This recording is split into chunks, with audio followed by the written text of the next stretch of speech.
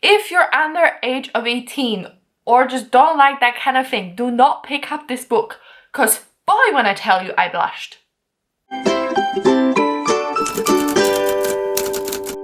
Hello fellow book nerds, this is Gabby and today I'm welcoming you to yet another reading vlog. This 2 weeks, we're gonna be reading romance books. So I'm doing like a little bit of a series on my channel where I'm doing reading vlogs for different genres, and I asked you on Twitter what did you think was the genre for December, and you said romance, so we're gonna be reading some romance books. Not like an adult romance, I have a video for that planned and it's coming out, so we're gonna be reading some erotica at some point, but right now we're just going with good old romance. But I thought, why not mix it up a bit and choose diverse romance as a theme, so that when I'm choosing the books, I'm guided by, is it about why straight people? Yes, no, maybe let's skip. Why straight and able-bodied? So I wanted to read different romances about different experiences of different people. So I tried picking up some romance books that I believe to be quite diverse. I have 3 picked out. Romance is a genre that I read quite quickly, so I'm hoping to read a 4th as well, but I still don't know what that book would be. I asked you on Twitter, so we'll see if anyone comes through with any good recommendation. So a first one I chose is A Princess in Theory, which I believe is written by a black author and it's about black main characters, so I really wanted to read that one.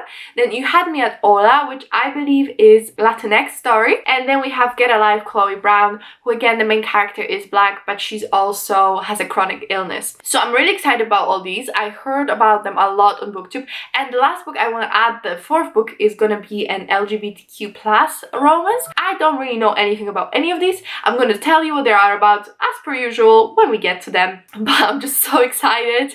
If you are interested in any of the specific books, I actually, for all of my reading vlogs, I have the timestamps, so you can just click on the chapter if that's something you're interested in. Let's move into the wonderful world of diverse romance.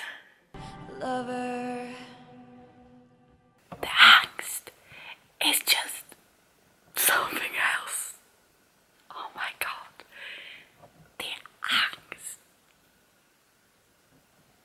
Alright, so Princess in Theory.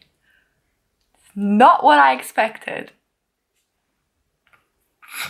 Let's talk about a little synopsis. So Princess in Theory, we follow Lady, who's, I think she's a postgraduate. She studies epidemics,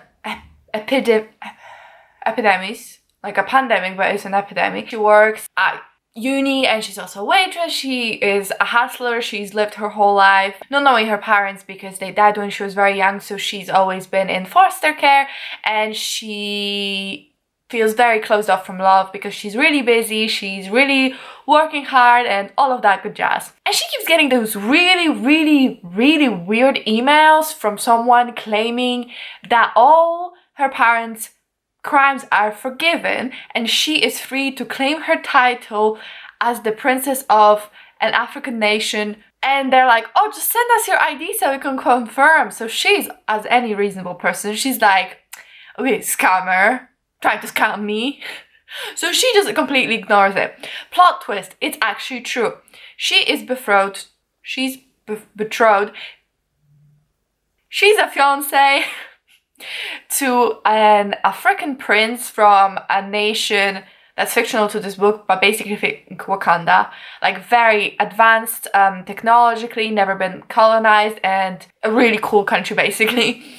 So she's betrothed to the prince, and because the goddess said that she is destined to be the next queen, whatever. And her parents left when she was very young. Her parents are considered like real serious traitors, and she kind of considered being a traitor.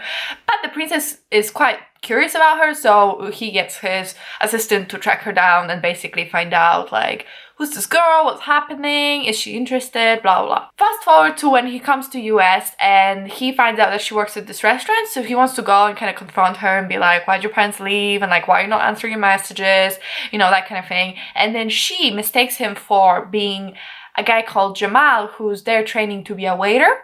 So she just like, okay, go wait the table, whatever. So that's where the misunderstanding starts, and actually our prince decides, hell, why not? Let me rent out the apartment right next to her, but paying the lady to go visit her family in Puerto Rico. And then I'm just gonna pretend I'm this guy called Jamal, and I just want to get to know her.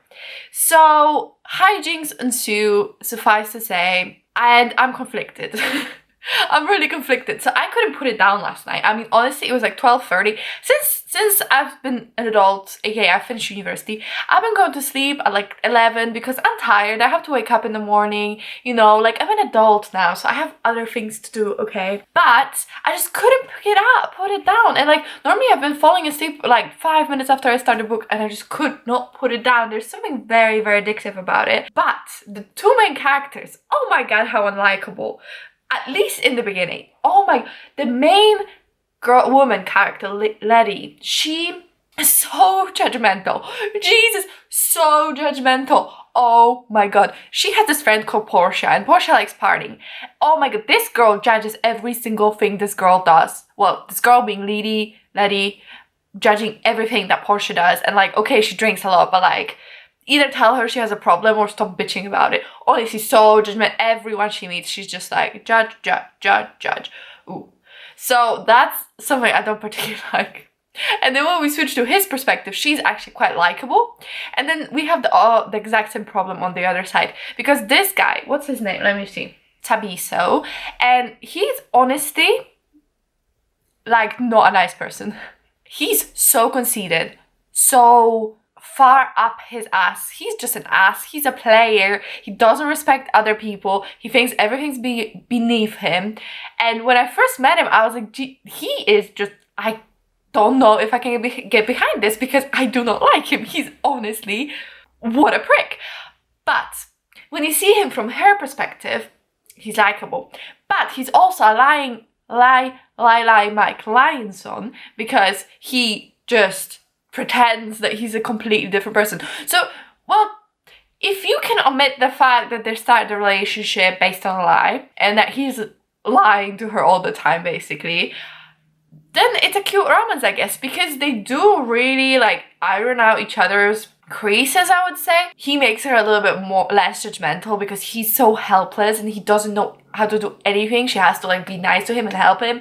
And then he is saying, wow, people doing menial jobs are just dogs. And that's a direct quote because he called her a dog. He called people in service industry dogs. That's what this man is just, oh my god. He called them dogs. Like, I know he is a prince, so he grew up super, super privileged. But like, so he's having character growth. I can see that, right? I know that he's growing as a character. I can comprehend the concept of character growth. It's just he started off so unlikable and so just like awful that I don't really know. Well, I am kind of liking him now, I guess. Like whenever we're not in his head, I can like him, but then we're in his head and he's like something so mean. I'm just like, I am 36% in. We already had really steamy scene. If you're under age of 18 or just don't like that kind of thing, do not pick up this book, because boy, when I tell you, I blushed. Yeah, this book moves very fast. It's very anxious, but also very, very sexy. And this book's writing is just, it's not bad, that's not what I mean. It's not bad, but it's something else. I have some quotes. So imagine we're in a sexy situation. If he was searching for the right frequency, she just found his antenna. Yes, the antenna is what you think it is. I'm back in my family house in Poland and I'm gonna be here for almost a month. So this is a newish filming location. I'm still figuring out if I like the angle and all that. But I'm checking in because I finished Princess in Theory and I really liked it. Yeah, I think it was a really good book. I think if you're a fan of romance, this has some really good, well fleshed out characters, good romance, good sex scenes, really real chemistry and a real relationship between the leads. And I mean, consent game was strong. It was really good. I think in that aspect of giving consent, making sure it's a healthy relationship in the end, despite the problematic nature of a trope of one person knowing who the other is and the other kind of lying.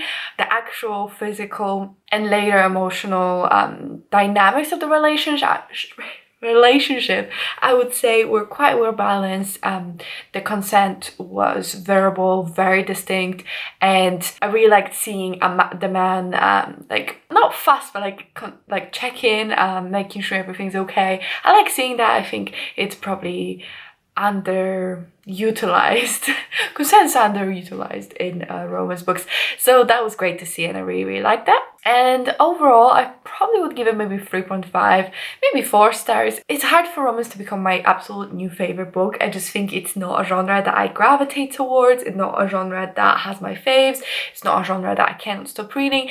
But for a romance, I think it was really enjoyable, and if you guys are interested in it, I would definitely give it a shot if you're in the mood for something nice, romantic, and healthy. But it's time now to move on to other books. I only have like 3 days left to finish all of those. Lover. Alright, time to maybe finally check in. I didn't take 55 years. I don't know what you're talking about. I'm not postponing this to Sunday because I didn't finish the books on time. But it's fine. I mean, I am postponing this vlog, so you're gonna see it on Saturday. But anyway, or Sunday? Saturday. I started when I'm pretty much 74% done with Get a Life, Chloe Brown. We follow Chloe Brown, who gets nearly hit by a car. She doesn't, but this really shakes her, and she thinks, okay, if I died right now, what would my obituary be like? And she realizes that she has been dealing with chronic illness and chronic pain, and she, for that reason, has kind of sheltered her life because she stopped doing all the things she enjoyed, and she feels like she needs to get a life so that her obituary is something more interesting. So she basically has a whole list of things she wants to do. First on that list is move out of her house. So she moves out and she moves into this apartment building where a very, very handsome, very, very ginger superintendent called Reed is just there being fabulous, being super hot. Now Red, he's got away from some really rough relationship that really messed him up and kind of his ability to trust people. So for that reason, they kind of get off on the wrong foot, each think that they don't like each other. It's a whole misunderstanding thing. But eventually he kind of helps her get her list done, basically. This book is incredibly interesting, especially for this diverse romance books, because not only is the main female character a black woman, but she also suffers from chronic pain, like I said. For that reason, she deals a lot with different types of pain, like headaches. That if she exerts herself, for example, goes on a walk or tries to do anything more taxing, usually her body will have flare-ups. So she'll have a lot of joint pain, back pain, headache. She has insomnia, but insomnia makes her body ache even more. So she has a lot to deal with, and I can't really say that I have read a book from a perspective of a chronically ill person. When I was younger, I remember I was watching some YouTubers. They were like Americans or something living in Korea, and I remember when the female part of that duo, she said that she suffered from chronic illness, and watching her go through it in the video and then trying to comprehend how she can always be so happy and doing so much while also always in pain. I remember that was really like hard to comprehend for me because I don't have chronic pain. So if even just something kind of slightly hurts, like I have a headache, and then I'm like, I can't do anything all day. But people with chronic illness deal with this every day and they have to still try to live their lives. And I really like that in this book, Chloe's chronic pain doesn't just go away because she has a man now.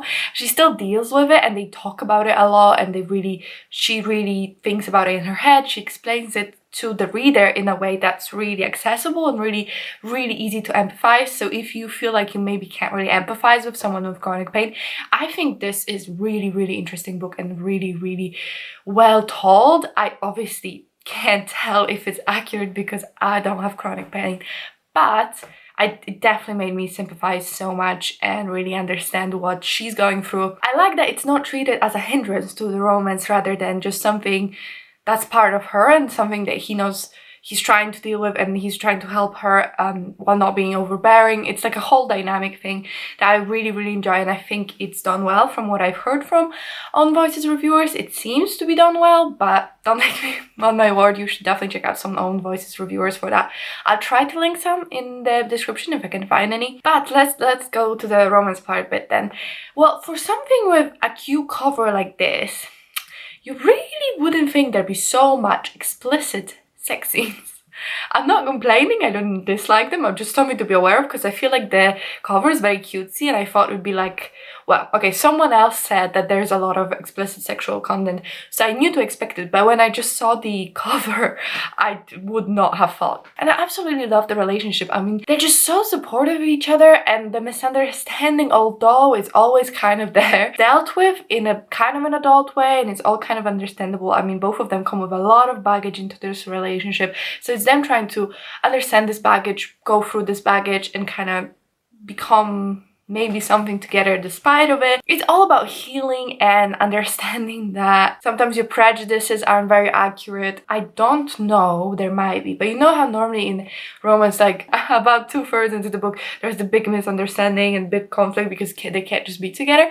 And I feel like this book doesn't even need that. I don't know if you'll have it because I didn't get there yet, but I feel like it doesn't need it. I feel like them just getting to know each other and working through all of their baggage and trying to have a relationship doesn't really need a big dramatic misunderstanding to happen and throw everything in the works. I mean, there already was kind of a misunderstanding or one person messing up, and they really worked through it like a doll. Yeah, I would really recommend it, especially if you wanted to maybe learn a bit more about chronic illness and chronic pain. When you sit on the couch with your family and you think, let me read a little bit of my book. You open it and it's a very, very, very, very explicit sex scene just happening in front of your eyes, and you're like, and then you have to buy a new book to read because you have to burn it because now it's associated with your family. Alright, I finished the book, and I must say it was a really, really, really good read. I think it's a romance novel, but it says a lot about relationships, traumas, trusting, healing, and I think it's a really important one. I especially really enjoyed the fact that the drama in the third act that is customary and obligatory, the drama of, you know, will they, won't they, it wasn't unnecessary, it wasn't meaningless, and it wasn't forced. It was really two people who are deeply hurt in different ways, acting out the hurt and acting out because of the hurt, and I think that was very true, and we needed to see them address it head on and overcome it. So I actually, for the first time in forever since I've been reading romance novels, I believe that the last act drama was really beneficial to the story and necessary. Overall, I love the characters, I love the writing, I love the story. I will continue with the series because I think if they're anything like this one, they have a lot of important things to say. I loved what they had to say about class, perception, prejudice, pride, you know, being hurt. Well, I really enjoyed it. I think I'm going to give it 4 stars, and I would highly recommend it if you're even a little bit interesting and you're kind of in the mood for romance. It has steam, it has a lovely relationship, amazing characters, and a lot of important things to say. Lover. Alright, let's talk about You Had Me at Hola. So, You Had Me at Hola is like all of these, a romance book. So, our main character is a very up-and-coming telenovela star, and she has just gotten this amazing chance to be a part of a new telenovela remake for the American audiences on something Flix. It's like, it's not Netflix, but it's a knockoff of Netflix. So she has a chance to really propel her career forward because telenovela remakes have been doing very well. I mean, think Jane the Virgin. So she thinks this is the chance for her to become a big star and really propel herself forward. The only thing is she's recently been involved in a scandal because a famous musician she was dating broke up with her, and her face is plastered all over the tabloids. It's just not pretty. Then we have our other main character, who is the male lead in the telenovela. So he is more of a seasoned actor. He's been very popular. Oh, sorry, he's the one who's been playing in telenovelas. She's been in soap operas. So they're kind of like very similar but a bit different. But he's the main lead coming in to do this prop flicks or whatever it's called to do this show, and he also thinks that this can be really big for his career, especially in America. He's very withdrawn because he has had some issues in the past with fame, so he kind of keeps his life to himself, so he doesn't really involve with his co-workers. And the first day that our two main leads meet on the pilot, in the test screening, he spills a whole bunch of coffee on our main lead, and they kind of get on the wrong foot, and it's not really like enemies to lovers or anything. I mean, there's definitely misunderstandings in this, but it's not really like she hates him because he spilled coffee on her once, you know. It's more mature than that. I would actually say that both of the leads are very mature and very I mean, they're both, I know he's in his 40s and I think she's in her 30s, so they're like a bit older than our usual 18 to 19 age range, and they're definitely quite mature, which I wasn't expecting, because I feel like for romance novels, what I think is just such level of immaturity and inability to fix your own problems and think beyond yourself. But yeah, overall, I was quite pleasantly surprised with the overall level of maturity of the main characters. However, this doesn't lend to too much drama. I'm only about 20% into it, so far, you know, it's not crazy. That's enjoyable. I just gotta kind of get on it because I still have a whole audiobook left and there's only 3 days. When you think, oh, this one isn't gonna be horny.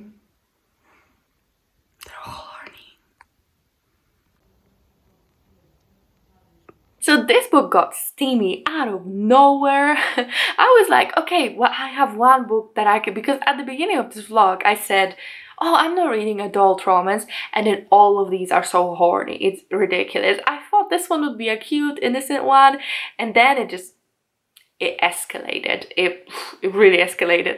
Not in a I don't like it way. I did like it, but it just, be aware that all of these are very adult books. Do not read them if you're not into that. I'm immensely enjoying this book.